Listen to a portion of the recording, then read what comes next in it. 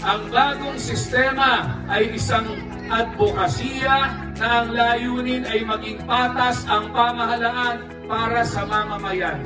Dapat po ang nanunungkulan sa aming paglilingkod, ang makikinabang ay ang mamamayan, hindi po ang nanunungkulan. Tatlo po ang kailangan para mabago ang sistema. Una, leader na hindi naghahangad ng kapangyarihan. Kami po ay maglilingkod lamang, hindi po kailangan ng kapangyarihan. Ang kailangan lamang po para makapaglingkod ay puso. Mapaglilingkuran po ang buong mamamayan. Pangalawa, leader na hindi naghahangad ng kayamanan. Kami po ay maglilingkod lamang. Hindi po kailangan gumastos ng milyon-milyon. Ang gagastos po ng milyon-milyon sa panahon ng kampanya at eleksyon, milyon-milyon din po ang babawiin sa kaban.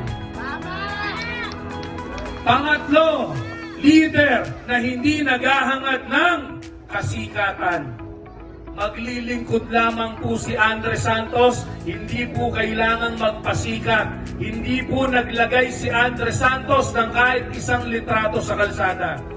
Kung makikita niyo po yung ating ipinamimigay na pamaypay, wala pong litrato kahit isa.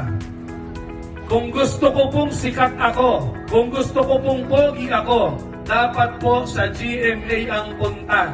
Dapat po nag-artista na lamang ako. Sa kauna-unahang pagkakataon po ito sa buong Pilipinas, ngayon nyo lamang po makikita at masasaksihan. May unang congressman hindi gumastos at hindi po naglagay ng litrato sa kalsada. Pagkamat ako po ang pinakapoging congressman ngayon, hindi niyo po makikita ang litrato ni Andres Santos sa kalsada kailanman. Hindi po tayo magpapasikat lamang, maglilingkod lamang po ng tapat si Andres Santos.